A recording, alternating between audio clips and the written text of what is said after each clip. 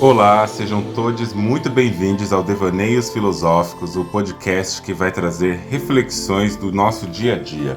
O meu nome é Andreone Medrado e esse podcast é um podcast livre, um podcast aberto para discutir coisas que acontecem na sociedade, no cotidiano e que podem ou não afetar a nossa psicologia, a nossa subjetividade e nos ajudar a fazer questionamentos muito mais do que trazer respostas. Então venham comigo, acompanhem aqui nossos episódios e vamos devanear. Você já parou para pensar no tanto de coisas que não são ditas, mas que falam muito sobre nós e sobre a sociedade?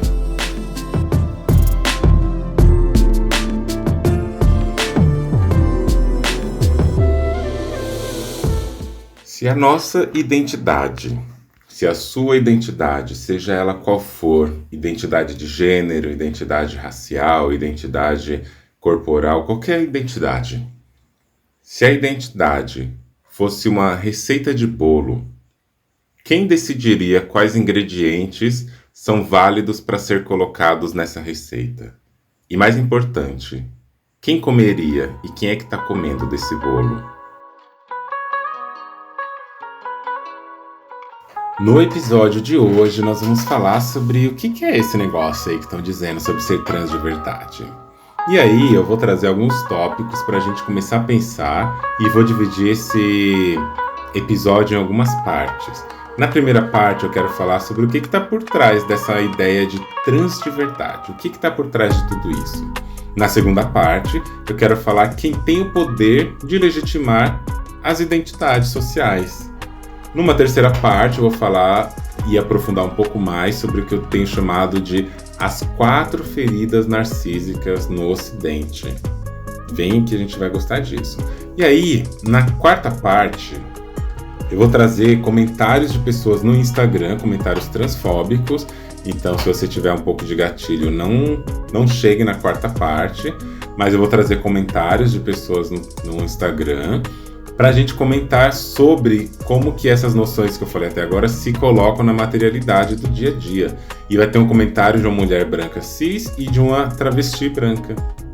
E eu quero pensar como que esses comentários dialogam com toda essa noção de trans de verdade, para a gente conseguir entender as amarras e os perigos do colonialismo, inclusive sobre identidades e subjetividades trans.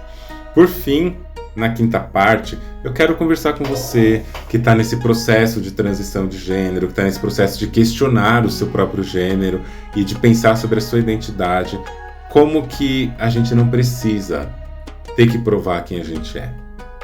Então vem comigo, vamos conversar um pouquinho hoje sobre isso.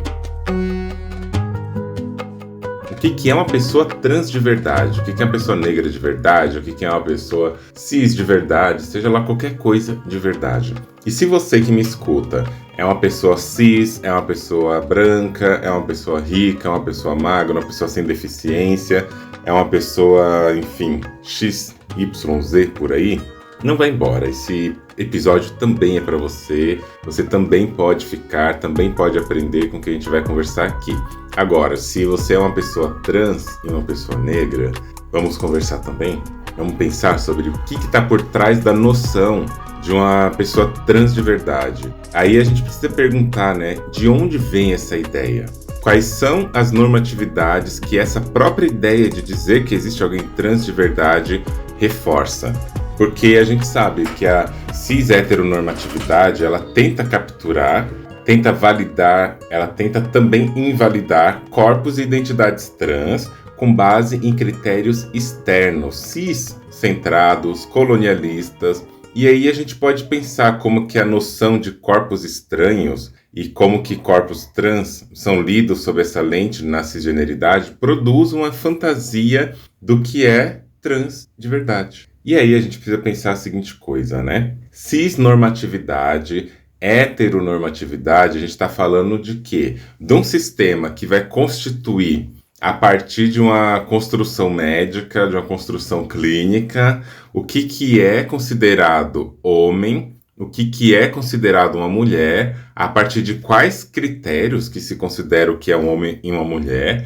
Então, uma mulher cisgênera, um homem cisgênero, é aquele que, dentro do protocolo médico e clínico, quando nasceu, lá no seu ultrassom até, mas em tração pré-natal, né? Mas quando nasceu foi assignado como homem, sexo masculino, e mulher, sexo feminino. É o que se coloca ainda nos protocolos médicos no Brasil e em grande parte do Ocidente, né? E aí eles vão ver por uma série de fatores, principalmente genital e cromossômico. Quem tem lá XY e tem um pênis, eles vão assignar logo no nascimento como homem. Quem é XX e tem uma vulva, vão assignar uma vulva e uma vagina, vão assignar como mulher. E atualmente, mais recentemente, pessoas que não estão nem dentro do que seria assignado como XY homem e XX mulher, vão entrar com a morfologia genital ambígua, né, como pessoas intersexo. Recentemente, por conta de muita luta dos movimentos sociais de pessoas intersexo e de famílias de pessoas intersexo, tem-se a ideia já que não precisa mais e não pode mais fazer a cirurgia antes do tempo, né? Mas até isso era decidido pelo saber médico. Vamos fazer a cirurgia porque não pode ficar aqui entre uma coisa e outra. E não é entre uma coisa e outra, é outra coisa, né? É uma outra forma, uma outra morfologia. Mas a questão cisgênera é sobre essa identidade. A cisnormatividade é quando justamente nesse processo do nascimento, primeiro, tem-se que designar, assignar, definir, classificar aquela pessoa sendo ou homem ou mulher. O ato violento, agressivo, colonialista de trazer uma pessoa intersexo para ser homem ou mulher por escolha médica e familiar é um ato de cisnormatividade. A cisgeneridade é essa categoria, porque não é uma identidade, na minha opinião, é essa categoria social que vai separar o mundo entre homens e mulheres, e a cisnormatividade são as instituições, os discursos e os dispositivos que vão operar para manter essa divisão, para manter categoricamente esse lugar e essa divisão. Por outro lado, a heteronormatividade está muito associada com a cisnormatividade, porque ela é necessária nesse processo colonialista, porque a heteronormatividade vem da sexualidade heterossexual. Eu estou escrevendo um livro que sai esse ano, que vai se chamar Ensaios sobre o Colonialismo, e ali eu vou falar muito sobre os processos históricos e os processos subjetivos da construção da heterossexualidade, e vou dizer, inclusive, que a heterossexualidade nem é uma orientação sexual, é uma instituição de poder, e outras pessoas já falam isso antes. Por exemplo, Monique Wittig vai falar isso no seu livro Pensamento Hétero. Tem também outros livros que vão falar sobre essa construção de gênero, né, que é a invenção das mulheres, de Oyeronke Oyumi, e outros livros que vão abordar essa temática, que eu acho que são importantes de serem pensados, né? E aí, a grande coisa é que na heterossexualidade se define que um homem, nessas categorias que eu mencionei antes, ele vai se atrair sexualmente por uma mulher, e uma mulher, nessas categorias, vai se atrair por um homem. Qual que é a grande coisa? É instituir qual que é um tipo de desejo de um corpo em relação ao outro, ou ainda chamam até de sexo oposto, que é um problema, não existe sexo oposto. E além disso, a heteronormatividade é aquela instituição que vai afirmar que, primeiro, o sexo, ele tem um final reprodutivo, é a funcionalidade sexual. Depois vai afirmar, a partir também de várias instituições, discursos e dispositivos, que o modo correto de se relacionar em sociedade é a partir da união homem e mulher. Todo o restante é um desvio, vai ser chamado de distúrbio, transtorno, é uma patologia. Isso é cis-heteronormatividade. Cis-heteronormatividade é a construção da identidade homem e mulher cis, e a junção de que estes corpos são os corpos que juntos são exemplares e que deve acontecer dessa forma. Todo o restante vai ser combatido. Então, se a gente está pensando a cis-heteronormatividade como essa grande instituição colonialista de produção e manutenção da norma de gênero e de sexualidade,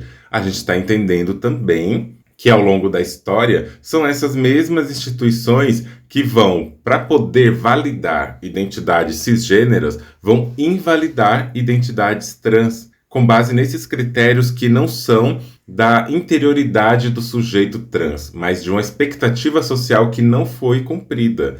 E o que isso pode nos enunciar, por exemplo? Pode nos enunciar que, se a gente está entendendo como funciona o colonialismo funciona, entre aspas, por imposição da oposição. O que isso quer dizer? O colonialismo, ele vai criar os pares e os grupos, onde de um lado tem a identidade que ele quer construir, e do outro lado tem as identidades que ele quer construir como negativas, justamente para afirmar o poder da identidade positiva, nesse binarismo positivo e negativo mesmo. Então, a branquitude se ergue a partir da construção do negro. Para quem não sabe, dá para procurar na história, dá para procurar em um manual no manual não, no manifesto que eu escrevi com o Juíli e outras pessoas que colaboraram, que chama O Encantamento Amarelo, o Neoliberalismo e o Encantamento Amarelo, o Manifesto Antirracista. E ali a gente coloca uns trechos dizendo que a branquitude não foi sempre considerada como essa massa. Nem todas as pessoas que hoje a gente chama de branca foram consideradas brancas de fato. Teve todo um processo histórico a partir do qual a identidade branca foi se construindo, mas para que ela se afirmasse e para que ela se colocasse no debate, no colonialismo, como identidade branca superior, com a superioridade, a supremacia racial, ela criou a identidade negra. Todas as outras não brancas. Por quê? É a partir dessa negatividade, dessa negação, dessa desumanização, desuniversalização de uma outra categoria que a branquitude se ergue, entende? Então, a branquitude, para ela ser o que ela é hoje, ela precisou invalidar outras identidades. E a cisgeneridade, cis-heteronormatividade é a mesma coisa. Cria-se, então, as categorias patologizadas, as categorias que são consideradas desviantes, que são aquelas categorias adoecidas, doenças mentais que eles colocam nessas nomeações históricas, clínicas e científicas, em muitos casos, para poder legitimar essa categoria. Quando a gente está falando, então, de pessoas trans de verdade, é como se a gente tivesse cedido ao encanto colonialista, em que a gente, acreditando na cis-heteronormatividade, a gente acredita que, assim como na cisgeneridade existe o que é definido, muito mal definido por sinal, homem e mulher, também deve existir uma definição fechada para trans. Só que aí a gente cai numa grande armadilha, né? O que é ser mulher? Não tem uma definição categórica, fechada, enunciada nos termos mais amplos. Só que aí as pessoas se valem da biologia, da medicina, onde num critério simplista e bem simplista,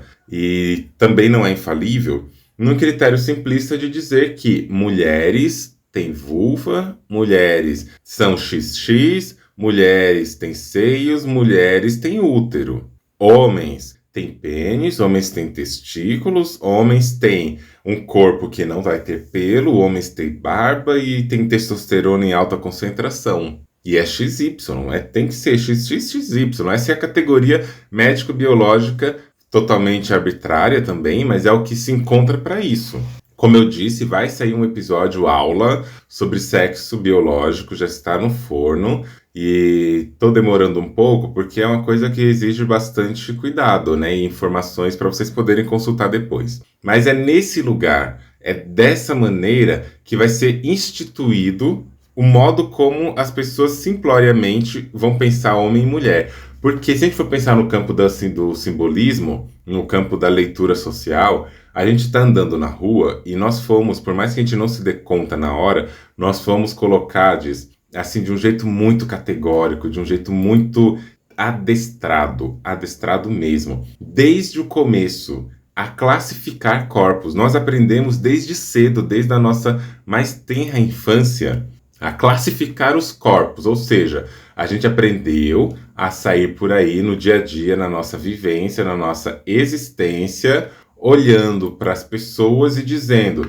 é branca, é negra, é homem, é mulher, é cis, é trans, é hétero, é gay. A gente foi crescendo e aprendendo sistematicamente a classificar coisas e pessoas. Essa é a construção social que a gente recebe no nosso adestramento pedagógico de compreensão do mundo, diferenciar coisas. Então, existe um conjunto de símbolos, códigos e discursos que, ao longo do nosso aprendizado, vai dizer para a gente o que é um homem e o que é uma mulher. A gente vai bater um olho numa pessoa, ela pode estar usando qualquer roupa que seja lá o que for, a pessoa vai olhar e vai dizer: nossa, Isso daqui é um homem vestido de mulher. Por conta de qualquer apetrecho que a pessoa possa ter, qualquer identidade, porque a gente não leva a sério. Só que nós temos um poder, na minha percepção, né, de escaneamento da identidade, do corpo, da estética, que é absurdo. A gente tem um poder de escaneamento muito grande. A gente bate o olho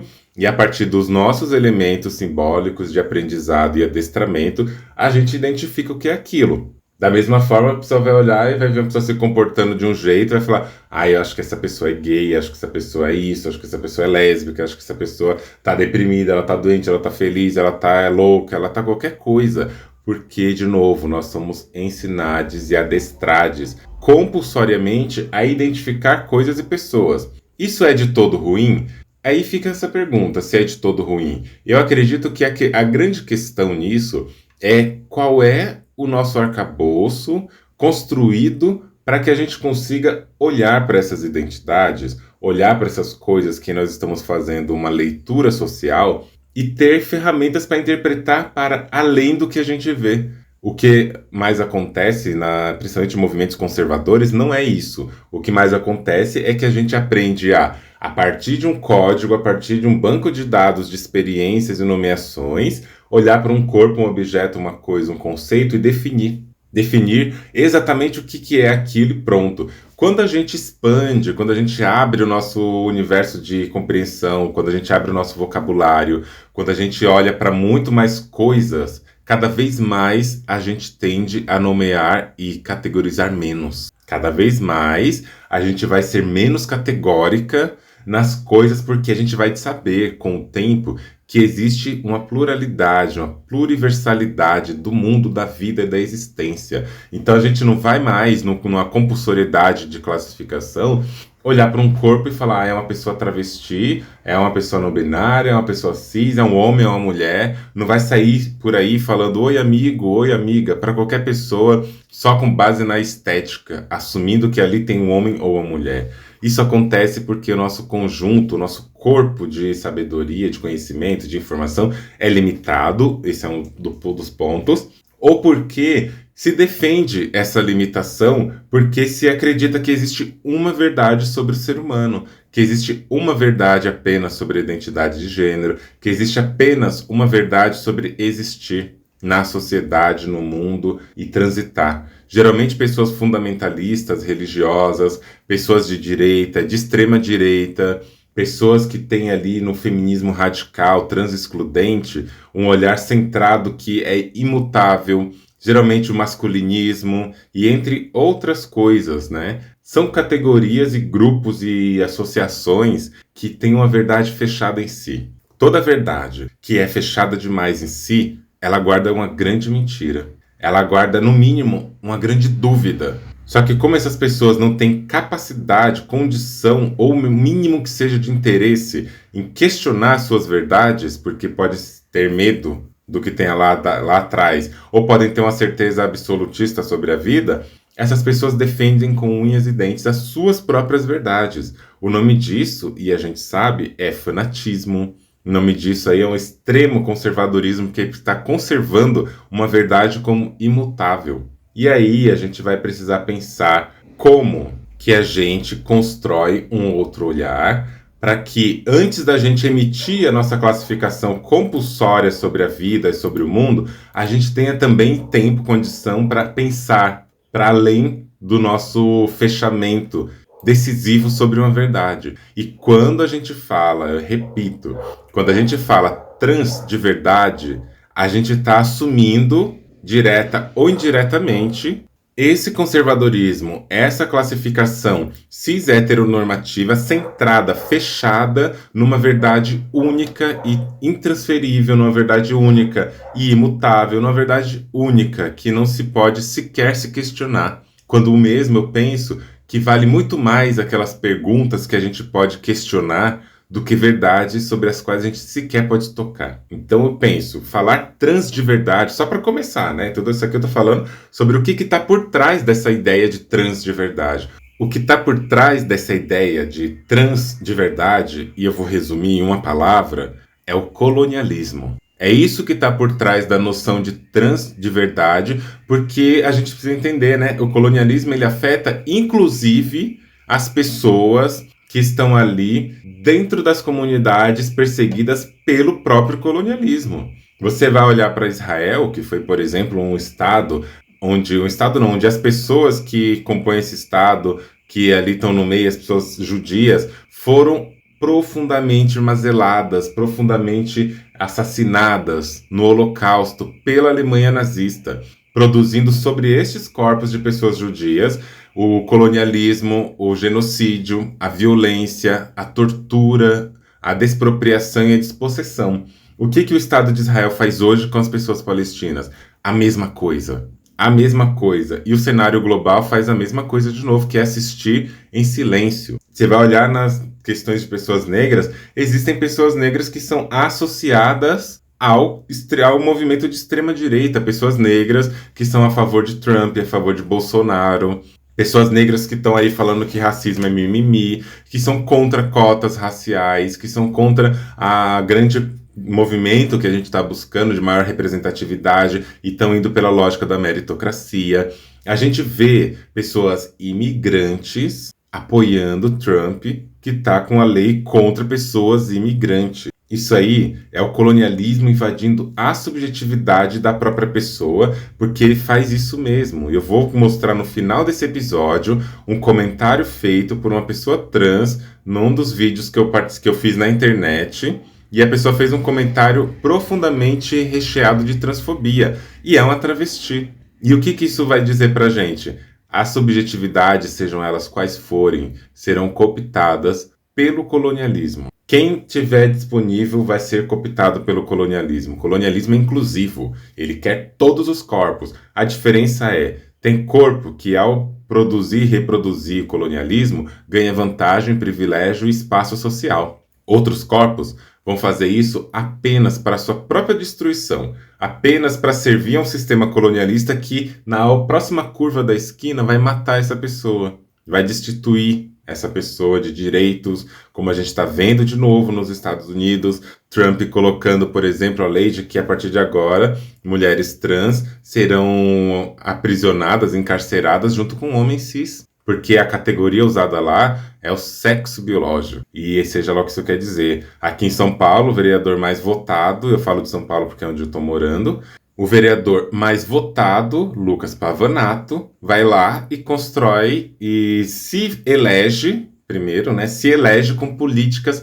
antitrans. Políticas antitrans. Em menos de 15 dias de mandato, ele já fez 3 propostas de lei sobre políticas antitrans, desde proibir o uso do termo nas escolas, proibir banheiros para pessoas trans, porque agora é baseado no sexo biológico e assim por diante.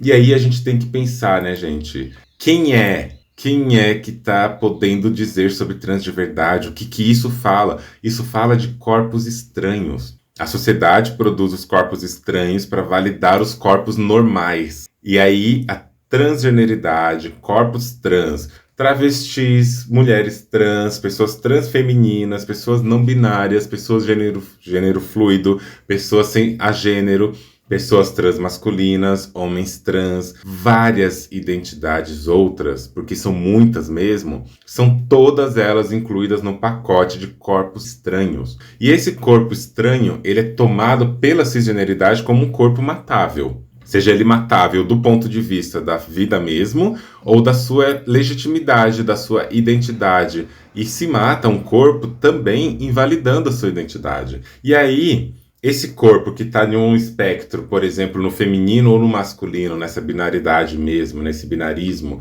e não se enquadra na estética mais profunda, como dizem, do que é masculino ou feminino, este corpo vai ser um corpo considerado estranho que vai precisar passar de uma passabilidade excepcional para que ele não seja, na hora da passagem sobre a sociedade, escaneado pela sociedade e identificado que ali não tem uma pessoa que é um homem ou uma mulher. Essa é a passabilidade. Poder olhar para um corpo e o radar não pegar falhas, não pegar estranhezas, não pegar desvios. Esse é o discurso, entende? Então, só para a gente começar essa primeira parte, é isso. O que está por trás do trans de verdade é esse poder de legitimidade do corpo. E eu quero falar agora um pouquinho com vocês sobre quem é que tem o poder de legitimar identidades. Quem pode legitimar uma identidade, dizer que ela é certa, errada, verdadeira ou falsa, e como que as pessoas caem nessa armadilha?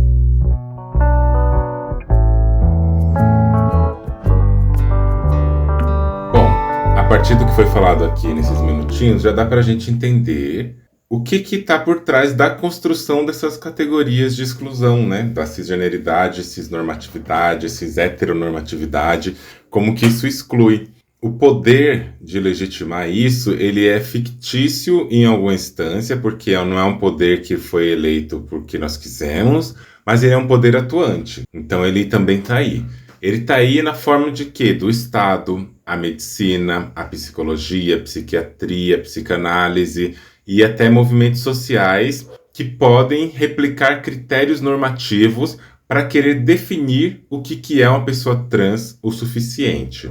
E aí a gente vai observando, dentro de todas essas dinâmicas que a gente já falou até aqui, que essas instituições, uma vez que elas promulgam leis, uma vez que elas fazem atos, interdições, proibições para pessoas que não são cisgêneras, essas leis também constroem na sociedade um aprendizado que vai ensinando cada pessoinha a dizer o que é trans de verdade, o que não é. Por quê? Essa pessoa está falando que é homem trans, mas ela tem seio. Não, essa pessoa está falando que ela é trans, que é uma mulher trans, mas ela tem pelo no peito, ela tem pelo na perna. E aí a gente vê que não é só dentro da categoria trans que isso acontece, né?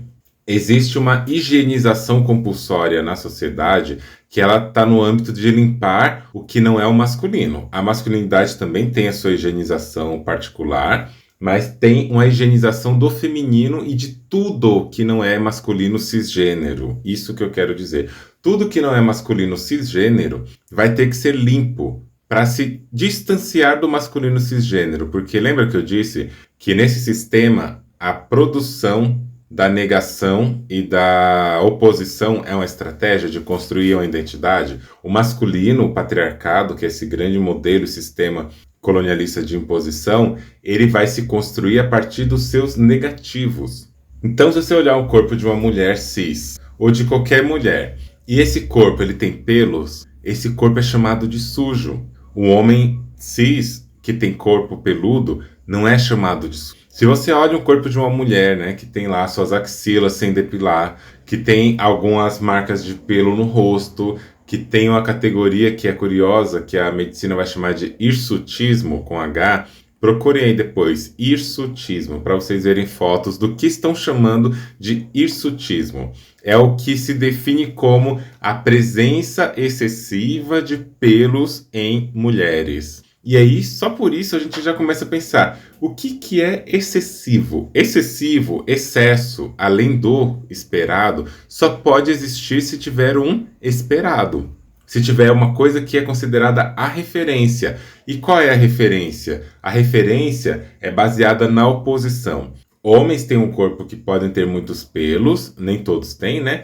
Mas que podem ter muitos pelos. Então, se um corpo não é de um homem, e esse corpo se comporta com pelos tal qual homem, esse corpo está errado. Porque existe uma compulsão muito grande de higienização do corpo que não é homem, e se a gente for falar das mulheres principalmente, um corpo que é de uma mulher, e aí eu tô falando de qualquer tipo de mulher, tô falando só das cisgêneras, né?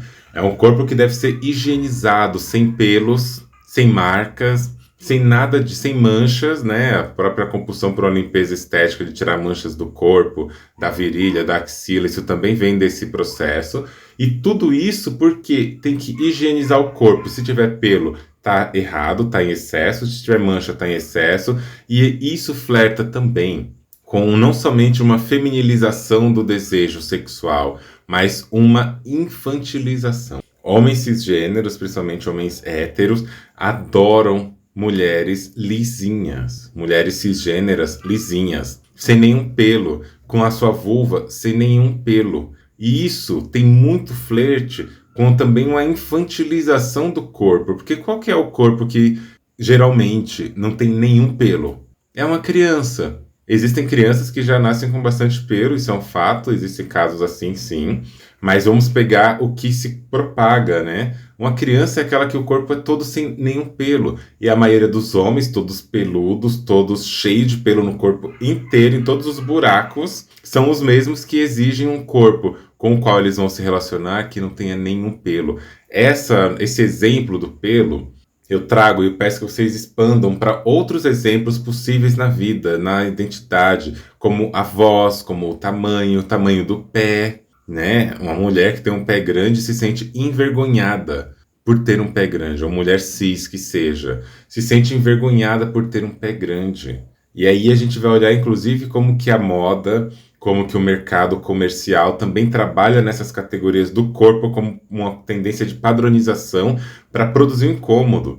Uma mulher cis, que vai comprar um sapato e ela calça 41, 42, 43, e ela não precisa ser uma mulher de 2 metros, não. Uma mulher de estatura, vamos supor, de 1,70, 1,75, mas que ela vai calçar 41, ela se sente envergonhada em falar que número que calça. Tanto que eu já ouvi várias vezes mulheres falando que não se pergunta a idade e nem o número do calçado.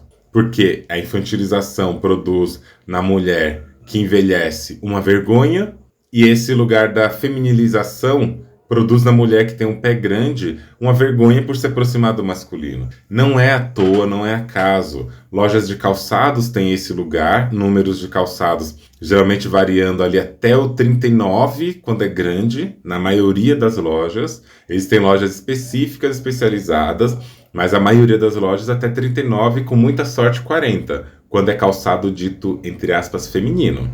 Você vai numa loja de roupa, você vai comprar roupa, existe um tamanho limite, uma numeragem, sei lá, uma numeração específica limite. E não é para todos os corpos, é para corpos que estão dentro do padrão esperado.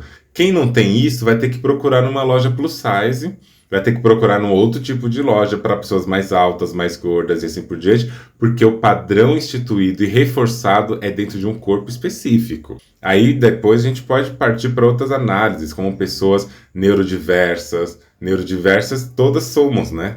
Todas somos pessoas neurodiversas, mas pessoas neurodivergentes. As leituras, as cores, os sons, o ambiente é desenhado para pessoas neurotípicas. E aí a gente vai expandindo também quando você entra numa loja para comprar roupas. Tem uma seção masculina e uma seção feminina. Não tem uma seção a gênero. Não tem uma seção onde tem tudo junto e você compra o que você quiser. Isso não é porque fica mais organizado. Ah, não, é melhor porque as pessoas já vão saber direto onde vai comprar. Deixa tudo misturado, as pessoas vão comprando o que elas gostarem. Mas não, se cria uma falsa noção de organização social a partir dessas diferenças. Você vai comprar produtos, aqueles produtos para mulheres são produtos que têm pink money, que é a taxa rosa, que vai deixar esses produtos mais caros. Você vai deixar esses produtos que, sei lá, um barbeador que custaria R$7, um barbeador qualquer, com a foto de um homem na frente, custaria R$7. Se esse barbeador for um barbeador com a foto de uma mulher depilando a perna, que é o que geralmente acontece, esse barbeador vai custar uns R$12 ou mais. Só porque é para reforçar um gênero. Isso é o poder de dizer quem é cis, quem é homem e quem não é. E é esse mesmo poder, são essas mesmas instituições sociais que são por horas silenciosas, por horas gritantes, por horas são concretas no âmbito de uma loja, por horas são abstratas no âmbito de um discurso e de uma fala, mas que elas têm ações materiais, e é isso que movimenta o sistema, são ações, não são ideias. Tudo isso constrói o lugar de quem pode legitimar as identidades, quem tem o poder de legitimar essas identidades. E dizer o que é trans o suficiente vem também daí. É também desse lugar, desse conjunto extenso de legitimidades, que vão dizer que uma pessoa trans, ela também tem que chegar num lugar. Ela tem que chegar num lugar que é normalizado e normatizado como uma pessoa trans. Ela não pode ficar no meio do caminho. E eu vou repetir, transição de gênero não tem um destino. Não existe um destino para a transição de gênero. A transição de gênero em si, ela não é uma coisa que começa aqui e acaba ali. Ah, eu comecei minha transição. Ah, eu fiz a minha transição. Ah, eu passei pela minha transição. Tem gente que vai falar isso. E falem à vontade, sabe? Mas pensem sobre o que estão falando. A gente nunca para de transicionar. Porque a gente sempre está em vida, sempre está mudando a vida, a gente sempre está chegando em lugares possíveis e a gente pode mudar de ideia sobre a nossa estética, sobre o nosso corpo em qualquer momento. E aí as pessoas vão achar isso super polêmico, problemático, porque e aí se abre brecha para pessoas ficarem indo e voltando. Deixa ir e voltar.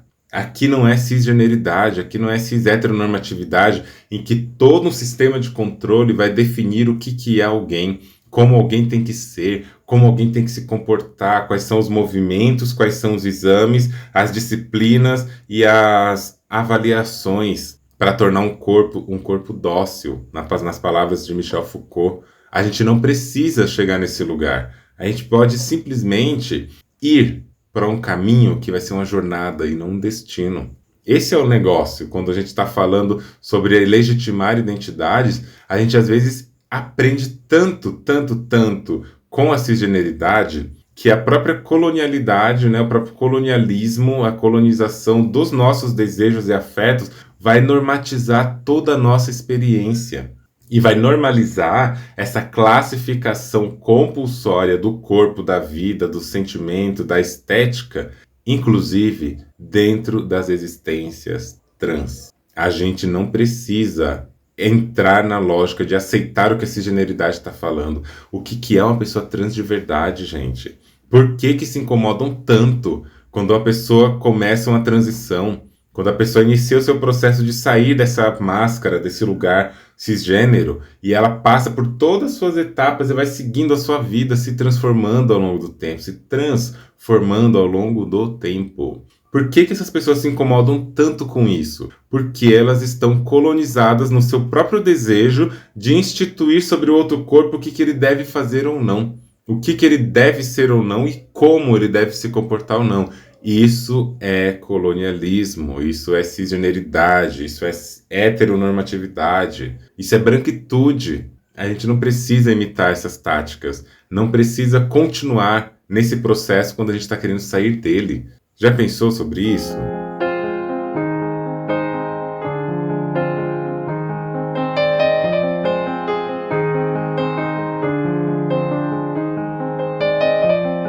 E aqui eu quero fazer um breve comentário sobre um termo que já saiu num vídeo. Esse vídeo que suscitou um comentário de uma pessoa que eu vou pôr no finalzinho aqui. E é um termo que é interessante, que é sobre as 4 feridas narcísicas. Vamos dizer, né, que a história ocidental do conhecimento, ela vai apresentar 3 grandes feridas narcísicas e que elas foram inicialmente ali propostas por Freud. Para quem quiser ler sobre essas 3 proposições, eu vou deixar um artigo aqui embaixo de Horgan, de 2015. E aí, a primeira dessas feridas narcísicas vai ser a ferida da ordem astronômica. Como a gente pode perceber historicamente, ao longo do tempo, com o grande poder da Igreja Católica ali na Europa, porque aqui eu estou falando de uma perspectiva ocidental, né? A Europa tinha que o ser humano, a criação humana, era tudo que era antropomórfico e antropológico, antropogênico, era da ordem divina. Deus criou o ser humano como ápice, assim como a Bíblia coloca isso também, né? Então, a Terra era o melhor lugar que existia no universo para a vida, era o centro do universo. E aí, quando a gente vai ter lá a proposição por Copérnico, quando ele vai colocar o heliocentrismo, ou seja, o Sol, hélio de Sol, centrismo, do centro, o Sol no centro de um sistema, e não mais a Terra. Aí ele vai perceber o quê? Então, a partir daí, Copérnico, nessa primeira ferida astronômica, remove a Terra do centro do universo e vai localizar ela ali entre outros planetas que orbitam o Sol. E depois a gente vai saber também que o Sol não é o centro do universo, ou seja, a primeira ferida narcísica vai disposicionar a nossa noção de universalidade desde a ordem do cosmo, do planeta, e vai falar, não é o planeta mais importante, não é o planeta que é o centro do universo, as coisas não giram ao redor do universo, não é ao redor de você, Terra. Perdeu esse lugar, feriu seu narcisismo, a ferida 1. Na segunda ferida, que é da ordem biológica, ela vai acontecer quando Charles Darwin, um inglês, biólogo, naturalista, vai propor a sua teoria de seleção das espécies por seleção natural. Então, a partir dessa perspectiva darwinista, e que, segundo alguns estudos, 1000 anos antes, um filósofo muçulmano, apelidado, assim porque o nome dele é bem comprido, apelidado de Al-Jarris, ele vai ali descobrir, ele vai falar, ele vai construir também, e vai escrever um livro sobre como os animais mudam através de um processo que também chamou de seleção natural.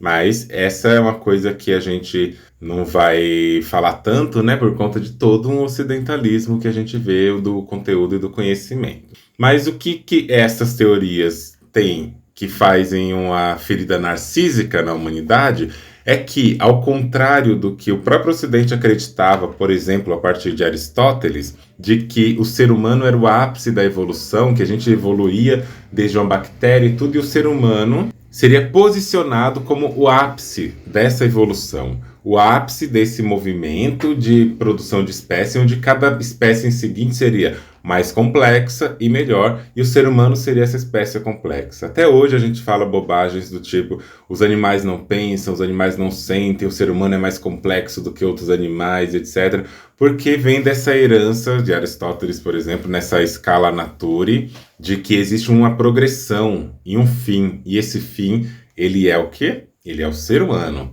E a Bíblia fala isso, né? Que Deus criou tudo e por fim criou o homem, depois a mulher. E aí a gente vai olhando para tudo isso, a gente vai vendo como que nesse segundo golpe narcísico, a gente teve ali o ser humano sendo tirado do seu lugar de especial na humanidade, na existência, na biologia, resgatando a grande ferida narcísica astronômica, tira a Terra do centro do universo. A segunda ferida narcísica vai remover o homem dessa ordem de importância e prioridade na vida, no mundo. E aí se fere. Aí vem Freud e vai dizer depois a terceira ferida narcísica.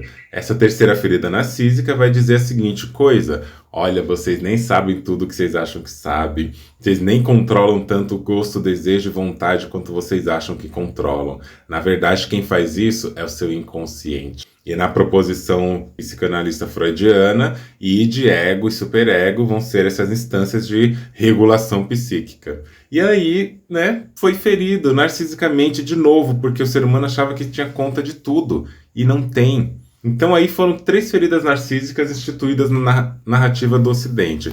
E aí eu trago uma quarta ferida narcísica.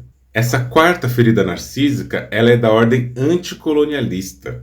Essa ferida da ordem anticolonialista, ela vai dizer, pelo menos na minha proposição, de que o ser humano que se acreditava o centro do universo não é mais, o centro da espécie não é mais, e o centro de si também não é, ainda é um ser humano que acredita que é um ser humano universal, que é um ser humano de referência, de modelo, e que é um ser humano neutro. Ser neutro quer dizer que não afeta nada porque é o que tinha que ser.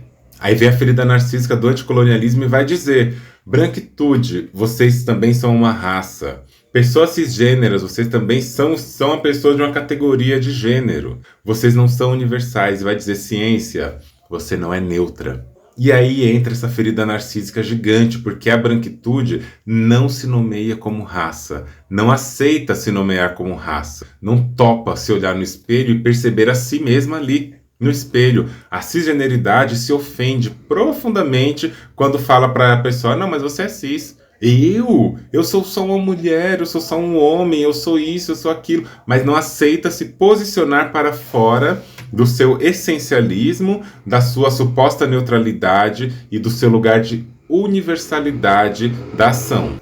Universalização é esse mecanismo a partir do qual a branquitude, a cisgeneridade, o colonialismo constrói sujeitos neutros, e esses sujeitos neutros têm o interesse de definir todos os restantes. A psicologia, a psicanálise, a psiquiatria, a medicina, a filosofia europeia e todos esses saberes que organizam a sociedade, desde sociologia até antropologia, eles estão construindo a noção de que existe um sujeito neutro ao longo da história ocidental. Toda vez que você lê alguma coisa que fala, não, porque o ser humano é isso, porque o ser humano é aquilo, o cérebro humano, o corpo humano, a história humana, a humanidade, mas não posiciona nenhuma diferença entre essas categorias, essa é uma tentativa de um sujeito neutro.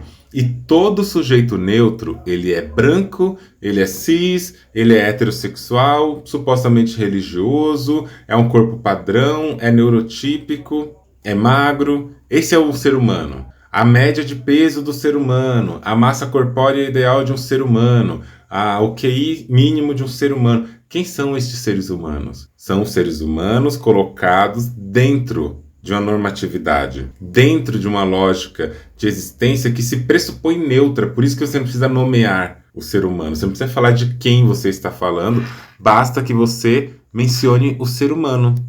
E é essa universalização que vai colocar o ser humano, apesar de ter perdido seu lugar no universo, na biologia e na própria consciência, ainda vai posicionar esse ser humano neste lugar de neutralidade e universalidade, como se fossem, de fato, especiais. Então o Ocidente ele se constrói nessa ideia de especialidade, de especial, é um ser especial em todos os aspectos. E aí quando a gente chama uma pessoa de cisgênero, como teve um vídeo de uma mulher que falou sobre isso, aí a gente tá ali, né, produzindo uma coisa que, segundo essas pessoas, é feia, é errada, é misógino, é transfóbico, porque eu estou chamando de cis, e a pessoa só quer ser mulher, só quer ser homem, só quer ser uma pessoa em paz, não quero ficar pensando em raça. Aí nesses mesmos vídeos, homem é homem, mulher é mulher, só existe uma raça, a raça humana. Bando de pessoas que não têm o mínimo de conhecimento ou que constroem os seus conhecimentos para deslegitimar o restante. Somos todos humanos é a pior besteira, a maior palhaçada que a pessoa pode falar. Isso faz parte dessa universalização do ser humano. Isso faz parte dessa neutralidade humana, a neutralidade científica. Essa neutralidade científica é um grau absurdo que vocês não têm ideia. E é por conta de toda essa naturalização, neutralização, universalização do sujeito que eu estou propondo que a quarta ferida narcísica é a anticolonialista, que vai chegar nesse lugar e vai dizer, olha, vocês não são a referência da vida. Vocês não são o centro da existência. E quando a gente fala isso, essas instâncias de poder colonialistas se sentem feridas, profundamente feridas no narcisismo de cada uma dessas categorias. E é por isso que quando a gente está discutindo sobre o que é uma pessoa trans de verdade, a gente está reproduzindo essa noção de que existe uma verdade sobre o ser humano, de que existe uma verdade sobre a existência, que existe uma verdade sobre a existência, ficou boa, né? Que existe uma verdade que fale sobre todo mundo. E aí a gente precisa pensar, não é desse jeito. E é o anticolonialismo que vai produzir a fuga, a saída, a negação e a ruptura. E não é uma negação do sentido não existe, é uma negação muito mais próxima do que eu chamaria de rejeição. Então, se a gente está pensando anticolonialismo, se a gente está pensando como destituir esse lugar do ser humano de importância máxima, de ser o único a ser preferido e falado, a gente vai ter que nomear. Nós vamos ter que devolver para a hegemonia as próprias nomeações que elas criaram sobre a gente. A hegemonia branca vai ter que lidar com ser branca. Criaram um negro, então lidem com o fato de serem pessoas brancas. Lidem com o fato, já que criaram as pessoas trans, de serem pessoas cis. Lidem com o fato de serem pessoas burguesas, capitalistas, exploratórias, escravistas, porque foi isso que vocês fizeram. E nós vamos nomear na cara. É isso, vocês são isso e tem que aceitar sair desse lugar de universalidade. Não existe a história da humanidade. Não existe o berço da humanidade que nasceu na Grécia. Eu prefiro pensar com George James, é o livro que ele escreveu sobre a filosofia grega, é a filosofia egípcia roubada. O nome do livro chama Legado Roubado. E é isso que o Ocidente tem feito até hoje, para se manter no centro desses narcisismos, para se manter isolado no seu narcisismo em todas essas instâncias. O que o Ocidente fez? E o colonialismo junto. Roubou narrativas, roubou espaços, roubou lugares e roubou noções, roubou vidas para poder ser o que é.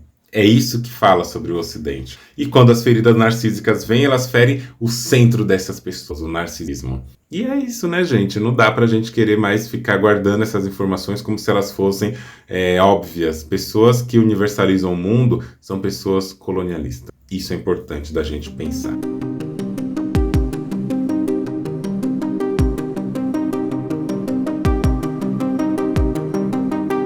E por fim, chegando aqui na última parte que eu queria trazer para vocês aqui nesse episódio, como eu prometi, eu quero falar sobre um comentário que eu recebi em um vídeo lá no Instagram. Primeiro que teve uma pessoa, né, que compartilhou um vídeo meu no Story, e essa pessoa, ela fez um comentário super transfóbico, uma pessoa cisgênero, uma mulher cis. Fez o seguinte comentário, né, colocando esse último vídeo que eu fiz, dá uma olhadinha lá no meu perfil. O nome do vídeo é Cis Mulher e as 4 feridas narcísicas. Aí teve uma pessoa, mulher cis, branca, que fez a postagem desse vídeo nos stories dela e que disse a seguinte coisa: sempre um homem barbado querendo determinar como as mulheres devem ou não sentir. O discurso dessa galera queer é um malabarismo argumentativo que chega a ser cômico. Mulheres malvadas, narcisistas, estão oprimindo os machos barbados que querem se fantasiar de uma coisa que não são, de uma classe que não são. E aí essa pessoa diz também: não existe mulher cis, não somos uma subcategoria de nós mesmas. Me entristece ver como as mulheres estão cedendo ao discurso destes tonhões. E aí no outro story a mesma pessoa coloca: impressionante como os homens conseguem jogar no colo das mulheres a culpa da violência que sofrem. As mulheres são culpadas pela misoginia e ainda mais estão oprimindo-os. Mais impressionante ainda é ver como as mulheres compram esse discurso e ainda se sentem culpadas. Não tem nada de progressista nem revolucionário sobre o gênero. Mulheres são fêmeas humanas, adultas, nada mais. Parem de bater palma pra maluco. E esse, com certeza, não foi o único comentário que eu recebi sobre isso no meu vídeo original ou em outras redes. Esse, com certeza, não foi o comentário mais agressivo que eu já sofri. Recebo vários comentários desses, invalidando a minha transgeneridade, invalidando minha identidade de gênero, quase que sempre. Basta eu postar um vídeo falando sobre questão de gênero, que com certeza isso vai acontecer, e acontece sempre. Só que esse aqui foi feito por uma mulher cis, feminista radfem. Radfem, gente, é uma categoria das grandes lutas sociais contra a existência das pessoas. Radfem não está lutando contra nada que se diz antipatriarcal. Na verdade, Radfem, na minha perspectiva, é um dos braços mais fortes do patriarcado. E eu falo com pouco medo, sabe, de errar. Para mim, Radfem é um dos braços mais fortes do patriarcado e da cisgeneridade, porque elas justamente legitimam e reforçam essa ideia de homem e mulher que é tão necessária para a existência do patriarcado. Então elas são todas odiosas assim, com corpos que não estão adequados ao que elas esperam como certo, porque elas, na verdade, elas odeiam que alguém possa fazer algo por si.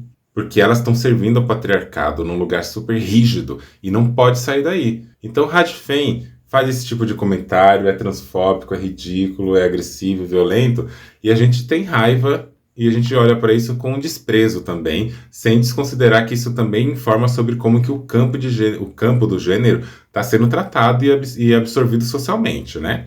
Mas e quando a gente escuta um comentário que é tão agressivo quanto esse, mas que veio de uma travesti, e essa travesti, ela tá na política, pelo que eu percebi, é uma pessoa associada ao partido de direita, né? Mas é uma travesti, gente, que tá ali falando certas coisas que eu vou ler aqui para vocês, e esse comentário tá no vídeo que o perfil Transempregos repostou, o perfil repostou, e eu fico muito contente quando perfis importantes fazem isso, né? Transemprego repostou meu vídeo e nesse vídeo teve o comentário dessa travesti, que falou a seguinte coisa, abre aspas: às vezes me pergunto por que a maioria dessas pessoas, como a que está acima, no caso eu, né, que são tão inteligentes, com a dicção tão memorável e louvável de se ouvir. Então, por que não usam toda essa inteligência para se adequar à imagem de uma verdadeira mulher trans padrão cis? Parece que essas pessoas fazem isso de propósito. deixando a barba aparecer ou os pelos no abdômen, como se quisessem afrontar nós, verdadeiras trans padrões. Elas usam essas imagens de homens barbados como se fosse uma afronta para nós, que tanto nos adequamos a uma feminilidade exemplar imposta pela sociedade hipócrita. Vamos melhorar, gente. Se querem ser mulheres, pelo menos vamos cuidar dessa barba. É deprimente ver algo assim. Pois bem, né? Essa crítica sobre esse comentário, que é um comentário transfóbico, merece uma resposta cuidadosa, mas uma resposta firme para a gente desmontar, né, essas premissas problemáticas demais do comentário, que a ideia aqui é convidar a reflexão, e a gente quer pensar isso justamente porque isso veio de dentro da comunidade trans. Então a gente pode pensar a seguinte coisa: esse comentário em si, ele parte de um lugar que tenta validar a existência trans com base nas normas cisgêneras. E vai fazer isso como? Perpetuando um ideal de adequação, que não é só do colonialismo, não. É também da sociedade cisgênera violentíssima. Não é só da ordem do discurso, é da ordem material do sofrimento da violência. E quando se diz que é deprimente ver corpos trans que não se encaixam no padrão cis, o que está sendo reafirmado no fundo, e acho que não precisa muito esforço para perceber, né? É o discurso que historicamente patologizou pessoas trans e exigiu que elas tivessem uma performance de gênero que fosse aceita pela cisgeneridade, pela cisnormatividade. E esse ideal, eu digo, não é uma conquista da comunidade trans. Não tem nenhuma conquista da comunidade trans a afirmar esse lugar de adequação. Isso aí é uma imposição histórica que tem buscado e tem feito um controle e um apagamento das diversidades dentro da própria transgeneridade. Quando a pessoa vem dizer a seguinte coisa: elas usam essas imagens de homens barbados como se fossem mulher, como se fosse uma afronta para nós, que tanto nos adequamos à feminilidade exemplar imposta pela sociedade hipócrita.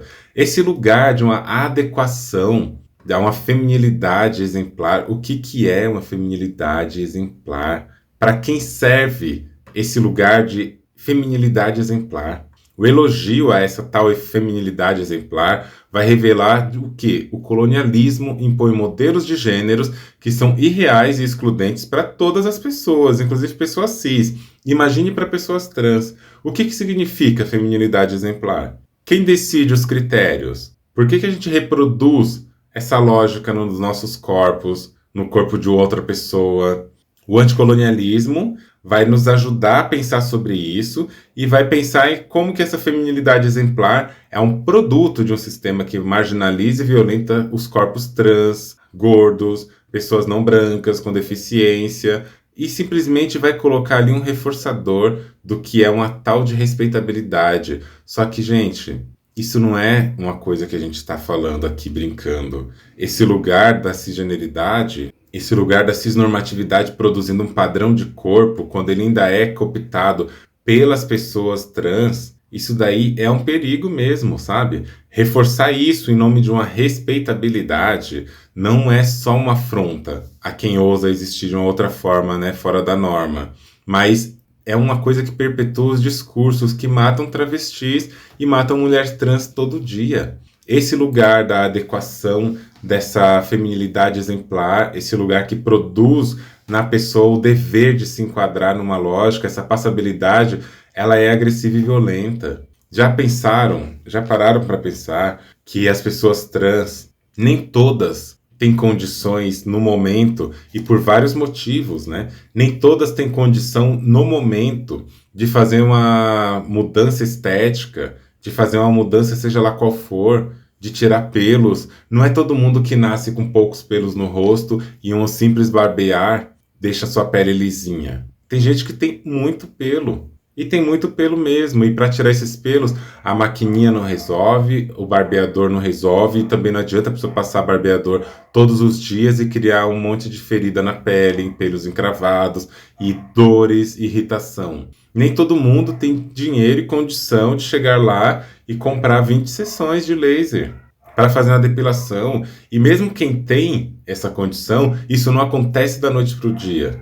Provavelmente essa pessoa sabe disso, já que ela tem uma feminilidade exemplar. O manter o corpo dentro de uma feminilidade é um custo. Não é para todo mundo, isso não está disponível para todo mundo. Agora, nós vamos exigir que uma travesti que não tenha condições financeiras e materiais de fazer um procedimento estético, cirúrgico, para poder feminilizar o seu corpo, seja lá o que querem dizer com isso, ela não é travesti. Uma travesti, uma pessoa transfeminina que não quer hormonizar, porque ela não quer hormonizar, ou então também por questões médicas ela não pode tomar outros hormônios, e ela não vai desenvolver seios, não vai ter peito, peito como as pessoas esperam que seja dentro dessa feminilidade exemplar. Essa pessoa é menos trans por isso?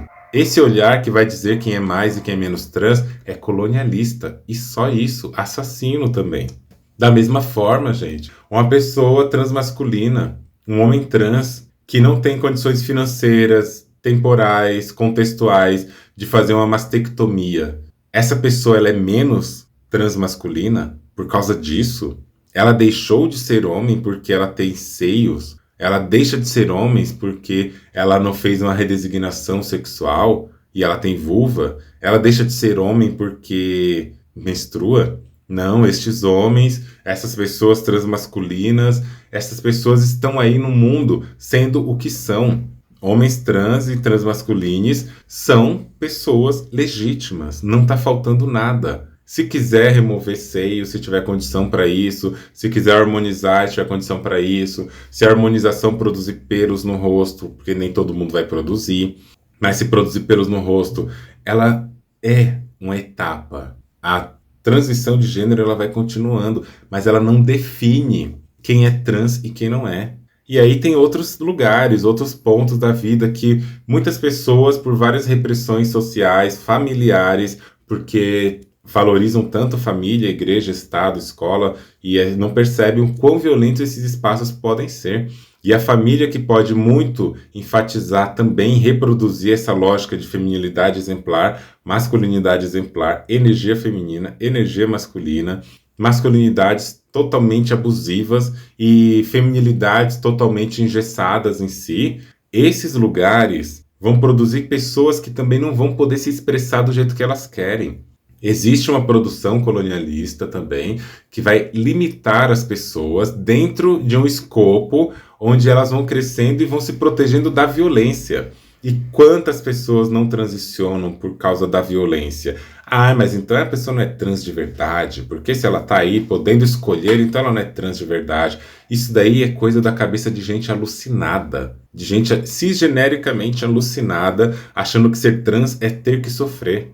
Isso aí é uma ideia, Mona, que você que acha isso, você, meu jovem, que acha isso, colocou na sua cabeça de que ser trans é ter que sofrer, porque você comprou o discurso colonialista que coloca sobre o corpo trans, negro e dissidente de um modo geral, a dor e o sofrimento como marcas da vida. Você comprou essa categoria, você comprou a tal ponto que está construindo a corrida da opressão e acha que ser trans é ter que sofrer, senão você não é trans de verdade.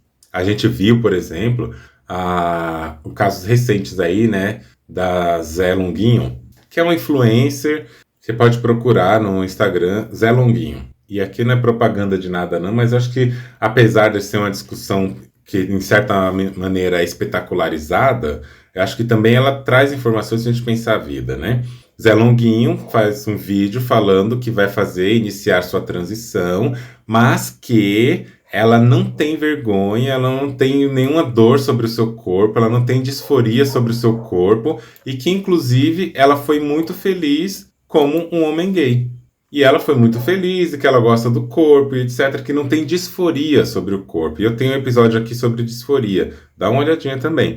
E aí teve gente caindo matando, travestis caindo matando, falando assim que se você não tem disforia com seu corpo, então para que fazer a transição? Se você não tem disforia com seu corpo, então por que você quer fazer isso? As pessoas trans hoje em dia querem cada coisa, né? E aí a gente vai olhando o que está por trás desse discurso, essa corrida pelo sofrimento, pela opressão. Tem que ser uma pessoa que sofre para poder estar nesse lugar. Vai demarcando, inclusive, a noção do que é trans de verdade. Então, a Zé Longuinho não é uma trans de verdade porque, por uma boa parte da sua carreira, da sua vida, foi colocada, né, como um homem cis, gay, afeminado, e agora quer fazer a transição aos 22 anos, e como quer fazer a transição agora e não tem disforia, talvez não seja trans de verdade? O quanto disso está impregnado com fazer colonial? O quanto disso está impregnado com a noção de que existe um verdade ou não? Quem perde quando alguém deixa de ser cis? A cisgeneridade. Então, por que pessoas trans estão aí com esse discurso? Ai, mas é porque a Zé Longuinho faz jogo do tigrinho, apoia jogo do tigrinho, a Maia Massafera também faz a mesma coisa. Gente, eu não estou aqui para avaliar a conduta pessoal daquele sujeito que está um ser humano. Não é o ser humano político prático que eu estou avaliando. Não estou avaliando a Maia Massafera na política, nas suas vidas, nem a Zé Longuinho. Eu estou falando sobre o processo de transição. E aí as pessoas pegam as práticas políticas, porque é uma prática política e ilegal, inclusive, dos joguinhos, e essa prática política ilegal pegam isso para deslegitimar a transição de gênero delas. E o que a gente vê nessa transição de gênero quando é deslegitimada? É um argumento que se chama na filosofia de ad hominem. Quando a gente pega algo da vida da pessoa, pessoal, profissional, política, para falar sobre o argumento da pessoa. E aí, o que a gente está percebendo é que as pessoas estão se distanciando do debate porque a Zé Longuinho tá fazendo coisas do tipo uma enquete para o cabelo, enquete para não sei o quê, eu faço isso ou não faço aquilo, como se estivesse criando uma monetização da transição de gênero. E assim, né, gente? Eu não vou dizer aqui para fazer ou não fazer, porque eu não estou falando sobre a monetização. É um lugar que o capitalismo e o neoliberalismo não deixam escapar ninguém. Vão pegar, sim, essas monetizações, essas grandes figuras que têm uma feminilidade, como vai dizer a colega, né, exemplar, então são pessoas passáveis e tudo, também faz parte da mercantilização da identidade. Também faz parte da reafirmação da identidade para várias outras travestis, para vários outros homens trans que têm uma chamada passabilidade, que é o que essa colega aqui vai chamar de exemplar. Isso tudo está dentro da estética colonizada, neoliberal, que quer colocar dentro de um contexto específico e único o que é ser homem ou mulher. Não é porque a pessoa é uma pessoa trans, que essa pessoa trans, tudo que ela vai fazer vai ser algo desconstruído, elaborado e pensado. Uma pessoa pertencer a uma, entre aspas, minoria social, não significa que ela tenha consciência social também. Isso não é nenhum paralelo garantido, não existe uma correlação direta, positiva, que quanto mais pertencente a minorias, mais a pessoa é desconstruída. Isso não é uma coisa assim, não é dessa natureza. Então as pessoas vão procurar suas fantasias, vão procurar suas adequações, suas hiperadequações dentro desse sistema normativo mesmo, dentro de um binarismo de gênero. Não é porque é uma mulher trans que essa pessoa ela vai ser uma pessoa que pratica a não binaridade. Às vezes uma mulher trans ela pode ser muito binária, muito binária. Eu tendo a pensar, e é uma opinião minha, a partir do meu pensamento, de que pessoas trans, travestis, são pessoas não binárias. Porque a travestilidade não é homem e a travestilidade não é mulher cis. A travestilidade é uma outra identidade, ela não está nesse binarismo. Ela está num outro binarismo, olha o ato falho. Ela está num outro lugar de gênero, numa outra produção política, histórica, social. Como eu conversava esses dias com uma amiga travesti, e é uma coisa que ela falou que eu também tenho pensado e falado, é a seguinte coisa: a não binariedade é um lugar fora da cisgeneridade heteronormativa, né? Só que a travestilidade foi o lugar que a gente encontrou para ser não binária. Olha que coisa bonita, né? A travestilidade é o lugar que me permitiu ser uma pessoa não binária. E para outras pessoas, a transmasculinidade, essas outras vivências vão ser vivências que vão permitir dessas pessoas viverem a não binaridade. E a gente entra nessa vivência na transfeminilidade, na transmasculinidade, na não binaridade em si, sem estar entre um desses polos, né? Também a gente faz isso para viver a não binaridade de gênero. Então a identidade não binária, a identidade travesti, transmasculina, agênero, gênero fluido, são maneiras possíveis da gente viver a nossa não binaridade. E tem gente achando que para ser uma pessoa não binária tem que ter uma estética específica, e não tem.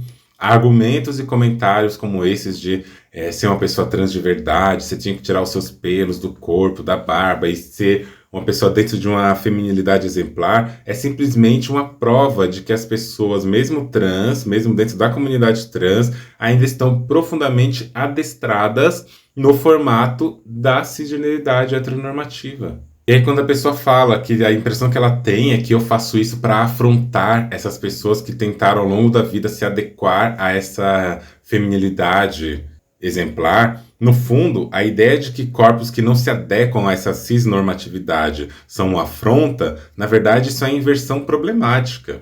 Esses corpos que não se adequam são resistências vivas a uma cisnormatividade que tenta apagar nossas existências, né? Essa crítica interna, ela ecoa o próprio discurso transfóbico que nos obriga a provar nossas identidades para que a gente seja reconhecida. Ao invés de ser uma afronta, corpos trans que rejeitam essas normatividades de adequação e de exemplos de vida são expressões legítimas da pluralidade de ser e de existir na sociedade. Esses corpos, essas identidades vão ampliar a possibilidade de vida e vão questionar as estruturas que querem controlar a nossa existência. Esse lugar de que a gente está afrontando só é recebido como afronta se esse corpo que vê isso como afronta for um corpo seduzido, um corpo cativado e no cativeiro, um corpo alienado, um corpo inserido nas lógicas cis-heteronormativas. Ai, mas uma pessoa trans pode ser assim, uma travesti pode ser assim? Pode, ela pode muito bem estar inserida e absorvida nessas lógicas. Tem travestis negras, gordas, de direita.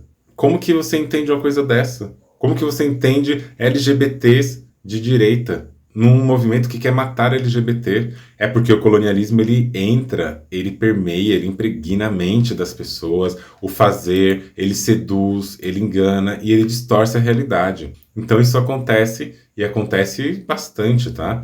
E aí a gente pensa, né, quem é que ganha com isso? É importante perguntar, quem ganha quando a comunidade trans se divide e se ataca com bases em padrões que são cisgêneros? Uma coisa eu posso garantir, não são as pessoas trans que ganham nada com isso.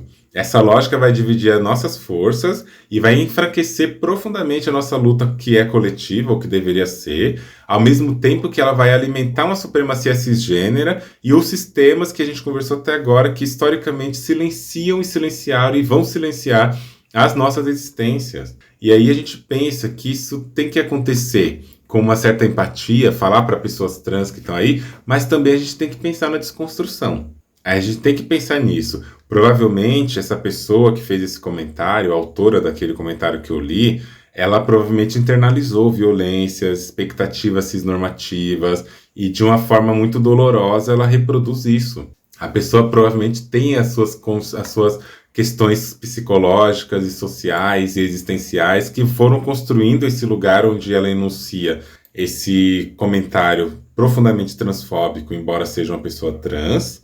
E esse comentário, essa elaboração que sai da sua mão e digita e publica, marca o lugar de como essa pessoa já está impactada, como essa pessoa está absorvida nesse discurso ao ponto de não se perceber vítima do próprio discurso. Isso daí a gente precisa colocar dentro do olhar, né? As pessoas são cooptadas, sim, por esse sistema. Imagino que essa pessoa também esteja num profundo grau de desamparo sobre as suas narrativas e por isso precisa se amparar na narrativa que quer destruí-la, que é a cisgeneridade, cisnormatividade, e acaba reproduzindo tais coisas de um jeito que é muito violento contra pessoas que ela poderia estar do lado. Mas como eu disse, aparentemente é uma pessoa que participa de campanhas políticas de direita, né? Então, a noção de narrativa da direita nunca vai ser sobre inclusão de pessoas trans. Nunca.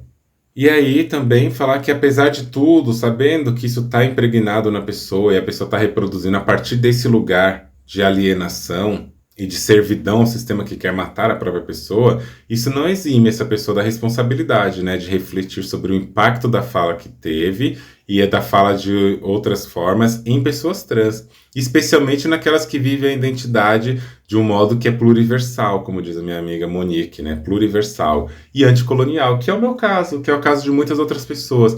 Essas pessoas agridem, ofendem, machucam cada vez que falam. E isso não vai produzir mudanças para a comunidade trans. Isso vai reforçar a colocação dentro da comunidade cisgênera e cisnormativa.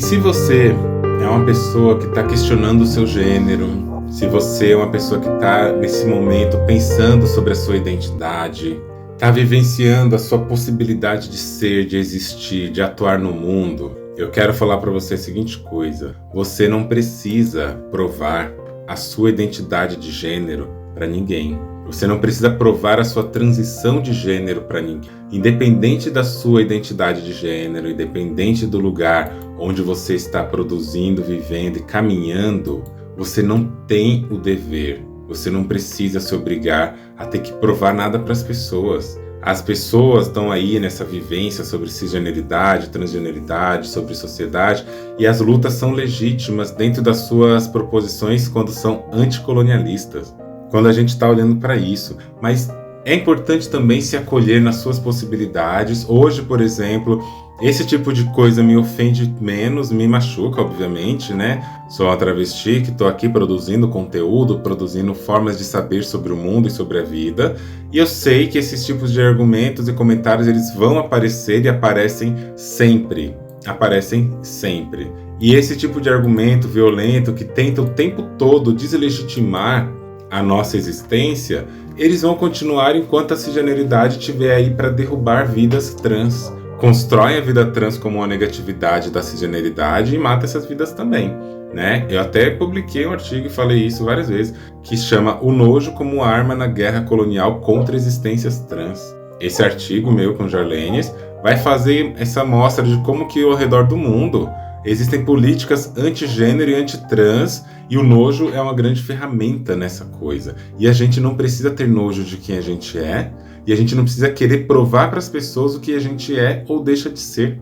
O que eu quero dizer com isso também é que a gente precisa também se respeitar no nosso tempo. Você que me escuta e tem questionado a sua identidade de gênero, tem questionado a sua performance de gênero, sua performatividade, e até mesmo tem questionado a sua transição de gênero, saiba de uma coisa: você precisa fazer no seu tempo, na sua condição. A gente não consegue seguir os passos do hegemônico sem se machucar, sem se violentar. E aí, se você está na dúvida do que você está fazendo é ser trans ou não, seja o que você consegue ser hoje. Isso também é ser trans. Ser o que a gente pode ser o que a gente é. Nem todo mundo tem condição financeira para poder fazer um processo, seja ele qual for, que seja comprar roupas novas. Roupas, né, que vão ter uma expressão de gênero diferente daquela que a gente foi assignado ao nascer. Comprar roupa tem que pagar. Fazer maquiagem, para quem quer fazer maquiagem, tem que pagar. Cortar o cabelo, para quem quer fazer depilação, para quem quer hormonizar, para quem quer procurar uma cirurgia, para quem quer um atendimento psicológico.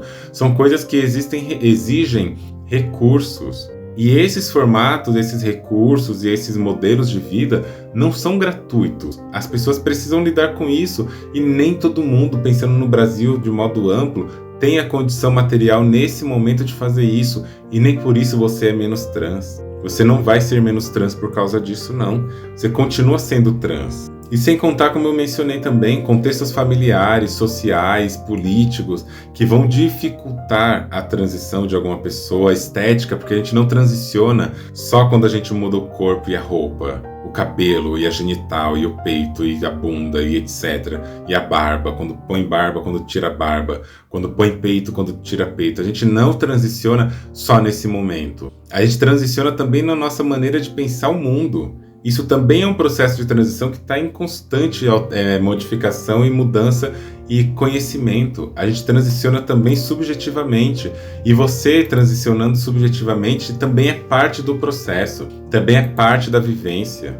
É parte da transição de gênero também a nossa identidade, porque a gente está falando de identidade de gênero e não só de performance. As pessoas trans, inclusive, mas principalmente as pessoas cisgêneras, né, tem muito forte a noção de estética, de controle subjetivo do corpo, mas principalmente o controle material estético do corpo. Isso é uma cisgeneridade, o controle estético do corpo que precisa passar primeiro pelo controle subjetivo. Ah, eu sou mulher porque eu acredito que eu nasci cis mulher. E aí não precisa se questionar, não precisa se posicionar em nenhum campo do discurso para pensar sobre, porque está dado. E a gente não pode cair nesse mesmo discurso. A gente não pode cair nessa normatividade onde tem uma forma obrigatória de ser. Cada pessoa vai fazer o que ela consegue, do jeito que ela consegue, no tempo que ela consegue. Não vamos pegar os discursos cisgêneros para nos obrigar a ser aquilo que a gente não tem como ser nesse momento. Vamos fazer o que dá para fazer e, de novo, nem por isso você vai ser menos trans. Quem fala que existe ou não trans de verdade são pessoas embebidas, afogadas no discurso cis heteronormativo, no discurso colonialista, independente de ser uma pessoa cis ou uma pessoa trans. Se estão falando que existe trans de verdade, se estão falando que tem a materialidade do gênero que define o que é uma travesti, o que é um transmasculino, o que é uma pessoa não binária, o que é isso, o que é aquilo, é porque a pessoa já comprou, já caiu, já se afogou no mar da cisgeneridade, da cis-heteronormatividade e do colonialismo. Essa noção de que as pessoas não binárias também não são pessoas trans é mais uma prova disso. É um pensamento binário, mesmo que venha de um corpo que se coloque no mundo como um corpo travesti, um corpo de uma pessoa trans. Pessoas trans, repito, não são pessoas que por si, só por ser trans, garante um olhar ampliado sobre o mundo. Depende da sua construção subjetiva.